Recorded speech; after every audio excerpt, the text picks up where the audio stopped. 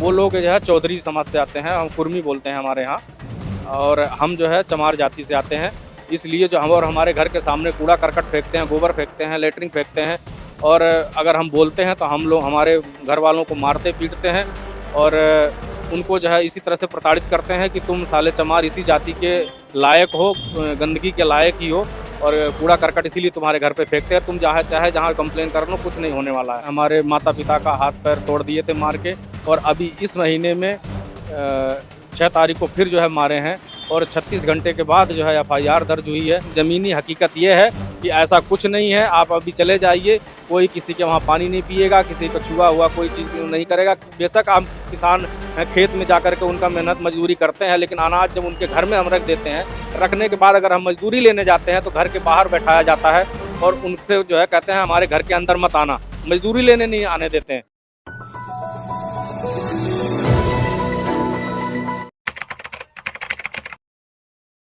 नमस्कार साथियों, मैं विनय बौद्ध और आप देख रहे हैं बहुजन दस्तक टीवी। दलित पिछड़ों के बढ़ते अत्याचार के खिलाफ यहाँ पर जो है SC/ST आयोग में जो है यहाँ पर लोग इकट्ठा हुए हैं घेराव करने के लिए, और उसी में हमारे साथ एक शख्स मौजूद है। इनसे हम बातचीत करेंगे कि सर क्या नाम है आपका? हमारा नाम ओम प्रकाश है, जिला संत कबीर नगर, खलीलाबाद, और उत्तर प्रदेश से। तो कैसे आने हुआ सर, क्यों आखिर घेराव करना पड़ा आपको SC/ST आयोग का? यहाँ पे हम इसलिए आए हैं, जो हमारे थाना कोतवाली के लोग हैं, वहाँ पे संजय चौधरी होमगार्ड है, वो कहता है कि थाना हमारे जेब में है और ये कुछ नहीं हो सकता यहाँ पे। और 2008 में भी जो है हमारे माता पिता का हाथ पैर तोड़ दिए थे मार के, और अभी इस महीने में 6 तारीख को फिर जो है मारे हैं, और 36 घंटे के बाद जो है FIR दर्ज हुई है। दर्ज भी हुई है तो नॉर्मल धाराएं लगा देते हैं लोग, नॉर्मल धारा बस वही 504, 506, 107 वगैरह यही सब लगा देते हैं। और 3-2B अटेम्प्ट टू मर्डर जो है, जबकि 7 इंच जो है वो फटा हुआ था सर, और उसमें 1 इंच चौड़ाई फटी हुई थी। गंभीर चोट आई है? गंभीर चोट आई हुई है, पूरा ब्लड, जिसका फोटो भी अपने पास है, वीडियो भी है, सब कुछ है अपने पास। और वो लोग क्या करते हैं, जो मेडिकल रिपोर्ट जो है पैसे वैसे दे करके उनको नॉर्मल लिखवा देते हैं, कहते हैं कि मेडिकल रिपोर्ट के हिसाब से जो है FIR दर्ज होगी। और उन्हीं का मतलब बड़के दादा का लड़का था, वहीं पे है रहता है, और वो लोग खुद जो है मिल करके ये सारा काम करते हैं। कोतवाली में खुद बैठा हुआ होमगार्ड है, और जो मेडिकल रिपोर्ट बनाता है वहाँ पे इसके बड़के दादा का लड़का एक है, वो बैठा हुआ है। तो ये सारे मिल करके जो है हमें जो है परेशान कर रहे हैं, और अब की बार कह रहे हैं अब की बार तो जान से ही मार के ख़त्म कर दूंगा।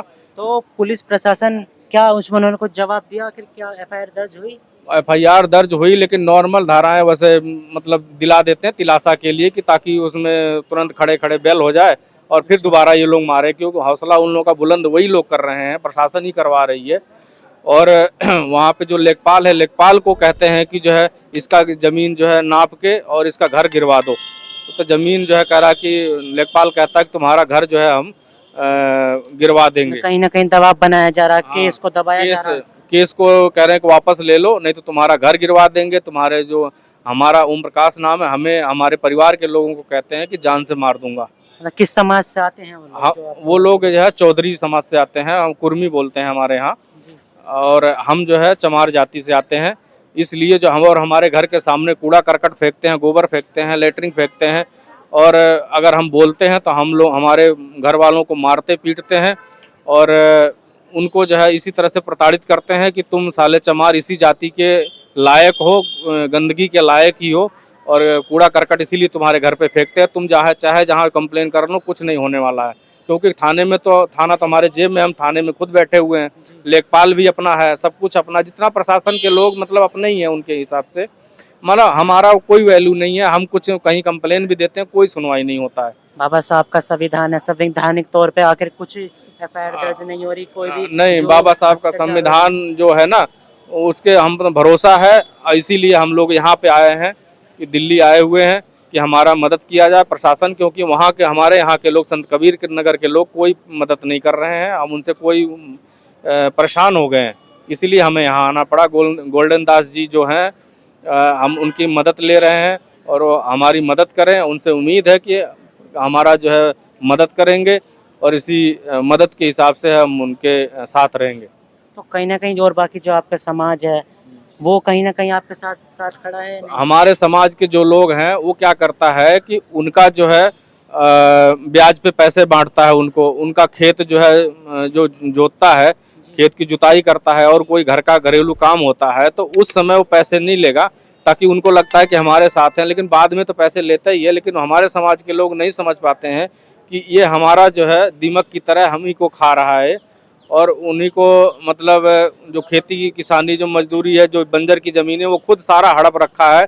उसका घर भी बंजर में है, दुकान भी बंजर में है, सारा कुछ बंजर में है, खेती जो बगीचा वगीचा सारे छका रखे हैं, सब बंजर में है। उनको कोई कुछ कहने वाला नहीं है, ना प्रशासन कहने वाला है, ना गांव के लोग कहने वाले हैं, कोई नहीं कहने वाला। लेकिन हम अगर अपना घर बना रखे हैं, जो कि हमारे घर का जो है बैनामा किया हुआ ज़मीन है, जो हमारा घर है वो बैनामा की ज़मीन में बनाया हुआ है और उसको हम लोग को धमकी देते हैं कि बंजर में है, बंजर कह करके जो है कहते हैं तुम्हारा गिरवा देंगे। इस तरह से हमको धमकियां मिल रही हैं कि केस वापस ले लो, नहीं तो तुम्हें जान से मरवा देंगे। आज के समय भी मतलब कहीं ना कहीं बिहार में और वैसे गांव में जातिवाद का अभी भी जातिवाद का हो है, रहा आपको है, लगता है? बहुत पूर्ण रूप से जातिवाद अभी भी चल रहा है। इसी जातिवाद के चक्कर में ही हम लोग पिसे जा रहे हैं और लोग हमको दबाते आ रहे हैं, मार रहे हैं, पीट रहे हैं। हम लोग कुछ नहीं कर सकते हैं और उन लोगों को मनोबल बढ़ता जा रहा है। कहीं ना कहीं कहा जा रहा है कि सरकार कहती है कि सब एक समान हो चुके हैं, जातिवाद बिल्कुल खत्म हो चुका है। सरकार तो कागजों में कहती है बराबर हो चुके हैं, लेकिन जमीनी हकीकत ये है कि ऐसा कुछ नहीं है। आप अभी चले जाइए, कोई किसी के वहाँ पानी नहीं पिएगा, किसी को छुआ हुआ कोई चीज़ नहीं करेगा। बेशक हम किसान हैं, खेत में जाकर के उनका मेहनत मजदूरी करते हैं, लेकिन अनाज जब उनके घर में हम रख देते हैं, रखने के बाद अगर हम मजदूरी लेने जाते हैं तो घर के बाहर बैठाया जाता है और उनसे जो है कहते हैं हमारे घर के अंदर मत आना, मजदूरी लेने नहीं आने देते हैं। तो आपको मतलब कैसे लगता है कि जो ये जातिवाद है आपको कैसे खत्म होना चाहिए, किस प्रकार हो सकता है? और जातिवादता खत्म होनी चाहिए, बराबर का हक होना चाहिए, मान सम्मान सबका होना चाहिए। अब वही मान के चलिए कि हमारे जो घर पे कूड़ा करकट ला के फेंक रहे हैं, तो अब हम उनके खिलाफ कोई आवाज़ भी नहीं उठा पा रहे हैं, जबकि उठाना चाहते भी हैं तो लोग हमको जो है दबाव डाल रहे हैं कि हम मतलब अपनी आवाज़ तक नहीं उठा सकते हैं। बस यही जातिवादता का यही सिस्टम यहीं से शुरू होता है कि अपनी आवाज़ तक हम किसी से ना कह सकें।